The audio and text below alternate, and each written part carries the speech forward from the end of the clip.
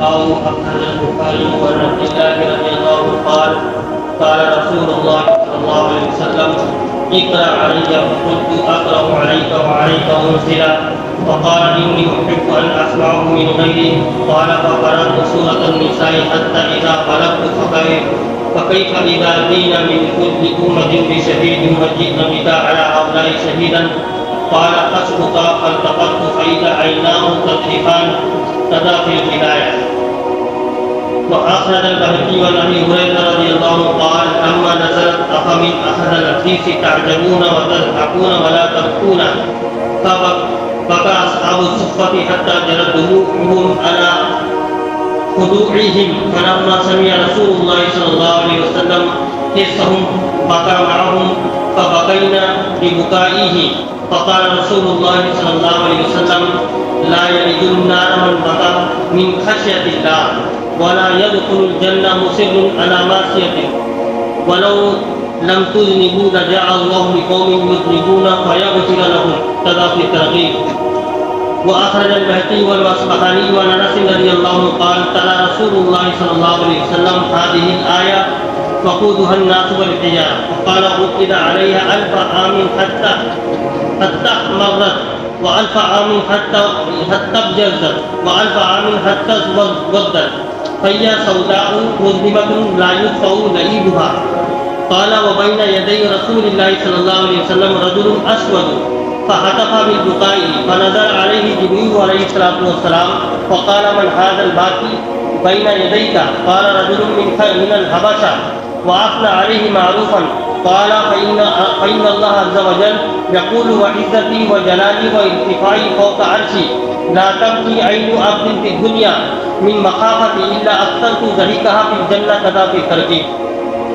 وأخرج عبد الرزاق عن قيس بن أبي حازم رضي الله عنه قال آتيت رسول الله صلى الله عليه وسلم أبو بكر قائم في مقامه فأتاب غناها وأكثر البكاء كذا في المنتخب. وأخرج الشافعي عن حسن بن محمد بن علي بن أبي طالب رضي الله عنه أن عمر بن الخطاب رضي الله عنه كان يقرأ في خطبة يوم الجمعة إذا الشمس كورت حتى إذا بلغ علمت نفس ما أخبرت ثم ينقطع عند أبي عبيد أن حسن قال. میرا دین اور دوست بزرگوں، اللہ کے سامنے رونا اللہ کے ڈر کی اور اس کے خوف کی وجہ سے یہ انبیاء علیہ الصلوۃ والتسلیمات کی سنت ہے. اللہ کے ڈر کی وجہ سے اللہ کے سامنے رونا یہ انبیاء علیہ التسلیمات کی یہ سنت ہے. یہ حضور اکرم صلی اللہ علیہ وسلم کا معمول ہے اور آپ کے صحابہ کا معمول ہے کہ اللہ کی کتاب اور اللہ کے عذاب کے بارے میں کوئی آیت ہوتی تو وہ ضرور ہوتے تھے. یہ صحابہ کا معمول تھا. اس لیے جو اللہ کے سامنے روتا ہے اللہ جل شانہ اس سے جہنم کی آگ میں نہیں ڈالے. اللہ کے نبی کی حدیث ہے جو میرے ڈر اور خوف کی وجہ سے آنسو بہائے گا اس کی آگ جہنم کی آگ کو نہیں دیکھے گی. حضور اکرم صلی اللہ علیہ وسلم کا فرمان ہے. اس لیے عظمت اور یہ صفات ہمارے اندر منتقل ہو جائے کہ ہم اللہ کے ڈر کی وجہ سے ہم اللہ کے سامنے کیا کرنے والے بن جائیں؟ رونے والے بن جائیں. آج زمانے میں رونا بہت کم ہو رہا. بات سمجھ گئے؟ آج زمانے میں رونا بہت کم ہو رہا ہے اس لیے دل سخت ہو گئے. بات سمجھ میں نہیں؟ رونا کم ہو رہا ہے جس کی وجہ سے دل کیا ہو گیا؟ سخت ہو گیا. ہم اللہ کے سامنے روتے نہیں.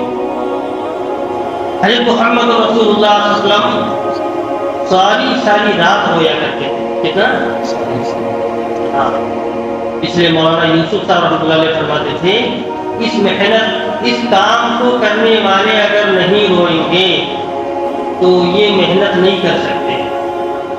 اگر ایک چھٹاک مخلوق پر محنت ہو تو ایک من خالق کائنات پر محنت ہو. کیا مطلب؟ کہ تم 1 گھنٹہ اگر مخلوق کے درمیان دعوت کی محنت کر رہے ہو تو 5 گھنٹہ اللہ کے سامنے ہو. اس کا مطلب یہ بات سمجھ میں نہیں؟ رونا کم ہو رہا. اس لیے دل میں سختیاں بڑھ گئی. رونا ہوتے ایک آدمی کو ٹینشن ہو، اگر وہ ٹینشن کی وجہ سے رو لے تو کیا ہوتا ہے؟ دل ہلکا ہو جاتا ہے. ہلکا، یہ اطباء کا مقولہ ہے کہ جب آدمی روتا ہے تو اس کا دل کیا ہو جاتا ہے؟ ہلکا ہو جاتا ہے. وہ اپنے جسم کو، بدن کو، دماغ کو ہلکا محسوس کرتا ہے. اس لیے مولانا الیاس صاحب رحمۃ اللہ علیہ نے اس محنت کو 26 سال تک رو کر قبول کروایا. کتنا؟ 26 سال تک مسلسل روئے. کتنا؟ ایک مرتبہ جلسہ تھا کہاں؟ میوات میں. تو ان کے ایک حافظ قرآن فارغ ہو کر آیا تھا. کون؟ پورے میوات میں ایک حافظ قرآن فارغ ہو کر آیا. تو اس کی خوشی میں لوگوں نے جلسہ رکھا. کیا رکھا؟ جلسہ. جب مولانا پہنچے اس جلسے میں اور حافظ قرآن کو دیکھا کہ داڑھی نہیں، داڑھی نہیں ہے اور کان میں بالی ہے. کیا ہے؟ حافظ قرآن کو دیکھا تو کیا؟ داڑھی نہیں ہے، کان میں کیا ہے؟ بالی ہے. تو دل سے آہ نکلے، ہائے اللہ، اس امت کا کیا ہوگا؟ کیا ہوگا؟ اس امت کا کیا ہوگا اللہ؟ کہ مدرسے میں پڑھنے والا طلبہ اس کی سنت کی زندگی نہیں ہے تو باقیوں کی زندگی میں کیا ہوگا؟ کہ اتنا بڑا قوم میواتیوں کا، اس میں ایک حافظ، وہ بھی بغیر شرعی طور پر، تو دل سے کیا نکلی؟ یہ اللہ، امت کا کیا ہوگا؟ کیا ہوگا؟ یہ 26 سال کا رونا تھا. کتنا؟ اس لیے اپنے آپ کو اور اپنی محنت کو اللہ کے یہاں کیسے قبول کروانا ہے؟ رو کر. کیسے؟ ارے بچہ روتا ہے اماں ابا کے سامنے، آپ ابا ہو، آپ لوگ ابا ہیں، ایسا ابا ہے. میں بھی والد ہوں، میرا بھی بیٹا ہے. اگر کوئی کام ہوتا ہے بیٹا کیا کرتا ہے؟ روتا ہے. کیا کرتا ہے؟ ہمیں چاہیے اگر نہیں دو گے تو روئے گا اور رو چلا کر کیا کرتا ہے؟ تو ہم اپنے اللہ سے نہیں رو کر سکتے. بتاؤ کتنے سال کا رونا تھا؟ 26 سال کا. 26 سال کے بعد میں بیوی نے پوچھا، کتنے سال کے بعد؟ کہ کیوں روتے ہو؟ مجھے نیند نہیں آتی راتوں میں. کہا اگر تجھے پتا چل جائے تو ایک نہیں 2 ہو جائیں گے. کیا ہو جائیں گے؟ 2 ہو جائیں گے رونے والے. اس لیے حضرت شیخ رحمۃ اللہ علیہ نے لکھا ہے جو رونے والے بزرگوں میں سب سے زیادہ حضرت مولانا حسین احمد مدنی نور اللہ مرکزہ اور حضرت جی مولانا الیاس صاحب رحمۃ اللہ علیہ، یہ 2 بزرگ بہت رویا کرتے تھے کثرت سے امت کے غم میں. ایک مرتبہ علی میاں ندوی صاحب رحمۃ اللہ علیہ ایک جوڑ میں گئے. کہاں گئے؟ جوڑ میں، اجتماع میں. تو رشک زیادہ تھا، تھکن بہت تھی. تو سوچا کہ لو کہیں کونا مل جائے، آرام کر لو. کیا کر لوں؟ آرام، تاکہ تہجد میں اٹھ کر نماز پڑھ لوں گا، ابھی وقت بہت ہے. تو جب مسجد میں پہنچے اندر سے آواز آ رہی ہے رونے کی. کس کی آواز آ رہی ہے؟ رونے کی آواز ہے. اور ہم لوگ کیا کرتے ہیں؟ اے سی میں سوتے ہیں. کیا کرتے ہیں؟ اے سی میں، پنکھا میں. ابھی جگہ نہ ملے تو بڑا کولر کھینچ کر لائیں گے آپ حضرات. کیا کریں گے؟ بڑا کولر کے اندر سوئیں گے. تو وہاں کیا کی جگہ تلاش کر رہے ہیں آرام کرنے کے لیے. مسجد جب پہنچے تو رونے کی آواز آ رہی ہے اندر سے. کیا رہی؟ رونے کی آواز. جب مسجد میں پہنچے تو دیکھا کہ مولوی الیاس. کون؟ مولوی الیاس. تو علی میاں ندوی رحمۃ اللہ علیہ کے دل سے ہاں نکلی، کوئی آرام تلاش کرنے، آرام کے لیے جگہ تلاش کرتے ہیں، آرام کرنے کے لیے جگہ تلاش کرتے ہیں، اور بعض رونے کے لیے جگہ تلاش کرتے ہیں. کیا؟ بعض رونے کے لیے جگہ تلاش کرتے ہیں. یہ ان لوگوں میں سے ہیں جو جگہ تلاش کر رہے ہیں رونے کے لیے، اور ہم آرام تلاش کرنے کے لیے، آرام کرنے کے لیے. ابھی آپ حضرت دلی جائیں گے نا، دلی جائیں گے تو دلی نظام الدین کے سامنے ہمایوں کا مقبرہ ہے سامنے، تقریباً 1 کلومیٹر میں پھیلا ہوا ہے پورا. وہ پہلے زمانے کے اندر وہ جنگل تھا، پورا جنگل، مقبرے تھے، جنگل تھا. تو ایک میواتی تھے وہاں پر، اللہ دیا، بہت بڑے زمیندار تھے. اس جنگل کی ٹھیکیداری انہوں نے لے رکھی. تو رات میں جب وہ پہنچتے تو رات میں جنگل سے رونے کی آواز آتی تھی. کیا؟ رونے کی آواز. کہ کون سا بندہ ہے کہ رات کی اتنی بجے، کہ رات 12 بجے کے بعد شروع ہوتا اور صبح 7 تک روتے. اور جب صبح صادق ختم ہوتا ہے، تہجد کا وقت ختم، فجر کا وقت شروع، تو وہ آتے ہیں۔ لیکن کہا کہ جو روزانہ رونے کی آواز آئی، کون ہے دیکھا جائے۔ ایک دن بیٹھ گیا، وہ ڈرتا تھا کہ بھائی یعنی کون ہو، جنات وغیرہ تو نہیں کہ رو رہے بیٹھ کر جنگل میں، تو تاک لگایا اس نے کیا دیکھنا کون ہے۔ آخر صبح صادق کے وقت میں دیکھا کہ ایک بڑے میاں اپنے کرتے سے آنسو پوچھتے ہوئے آ رہے ہیں، تو دیکھا کون مولانا صاحب۔ تو اس محنت کو میرے دوستوں رو کر اللہ کے یہاں قبول کروانا ہے، اپنے آپ کو بھی اور ارے کر رہے ہوگے تو بستر پر فجر ہوگی، کہاں ہوگی؟ اسٹیٹ میں، کہاں ہے؟ اسٹیٹ میں، کہاں ہوگی؟ رات میں 2-4 بوند اللہ کے سامنے گرایا جائے، سارا دن بھاگ دوڑ ہو اور مانگنا نہ ہو تو کیا مطلب؟ کوئی نتیجہ ہے؟ کوئی نتیجہ نہیں۔ آپ جتنا بھی محنت کریں، بھاگ دوڑ کریں، اللہ کے سامنے رات میں اگر مانگنا نہیں ہو رہا تو آپ کی یہ محنت کوئی نتیجہ نہیں اس کا، یہ آپ کی محنت نتیجہ دے گی نہیں جب تک آپ روئیں گے نہیں اللہ کے سامنے۔ بات سمجھ میں آتی ہے؟ اس سے مانگنا ہو اللہ کے سامنے، خوب مانگنا ہو، گڑگڑا کر مانگا جائے اللہ سے۔ میں نے عرض کیا نا، 26 سال کی رونے کے بعد میں 26 سال تک رونے، پھر اللہ نے اس محنت کو قبول کیا ہے۔ بات سمجھ میں آئی؟ ایسے ایسے زمانہ جو ہے نظام الدین کے اندر آیا ہے کہ آدمی سوچ نہیں سکتا کہ رمضان المبارک کا مہینہ ہے، روزے دار ہے، اور افطاری کس سے ہو رہا؟ کولر سے۔ کس سے؟ کولر جانتے ہیں؟ ارے آپ جانتے ہو کون کھاتا ہے؟ کون؟ پکڑا ہو بکری، آپ کھائیں گے تو کیا ہوگا؟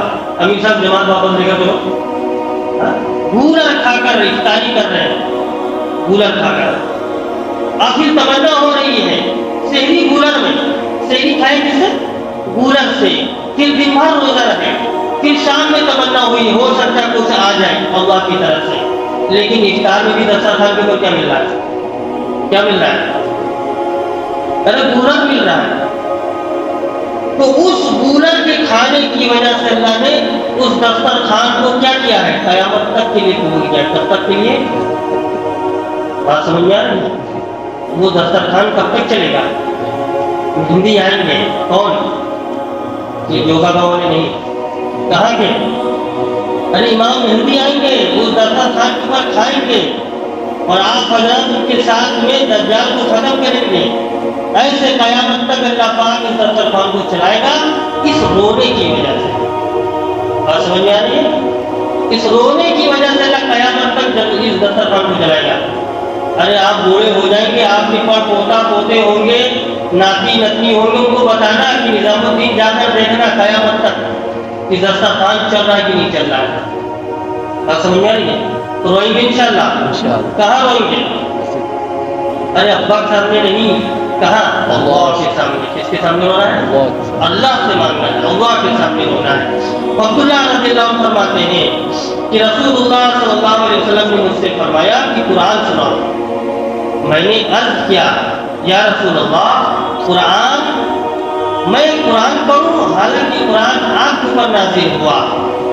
آپ نے ارشاد فرمایا کہ میرا دل چاہتا ہے کہ میں دوسروں سے قرآن سنوں۔ راوی کہتے ہیں چنانچہ میں نے سورۃ نساء پڑھی، سورہ نساء کی تلاوت فرمائی، یہاں تک کہ فَكَيْفَ إِذَا جِئْنَا مِن كُلِّ أُمَّةٍ بِشَهِيدٍ وَجِئْنَا بِكَ عَلَىٰ هَٰؤُلَاءِ شَهِيدًا۔ یہاں تک میں نے پڑھا تو آپ نے فرمایا بس رک جاؤ۔ میں نے آپ کی طرف نظر کیا تو آپ کی دونوں آنکھ کیا تھے؟ اشک بار تھے۔ کیا تھے؟